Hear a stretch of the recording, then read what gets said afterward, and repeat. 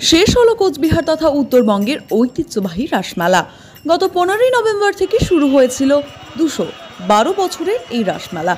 শেষ হলো 30 নভেম্বর। মদনমোহন মন্দিরে রাসচক্র ঘুরিয়ে মেলার সূচনা করেছিলেন কোচবিহার জেলা শাসক অরবিন্দ কুমার মীনা। লক্ষ লক্ষ জনসাধারণের সমাগম হলো এই ঐতিহ্যবাহী রাসমেলা। কোচবিহার পৌরসভা ও ব্যবসায়ী সমিতি মেলা বাড়ানোর দাবি জানালেও নির্দিষ্ট 15 দিনের মাথায় রাসমেলা শেষ করল কোচবিহার জেলা প্রশাসক।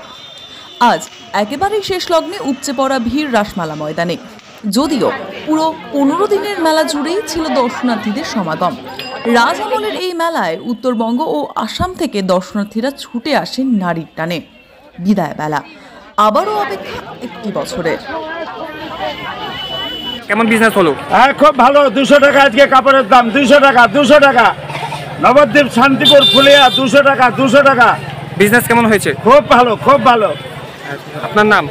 আমার নাম ধীরেন সাহা, নবদ্বীপ বাড়ি, শান্তিপুর।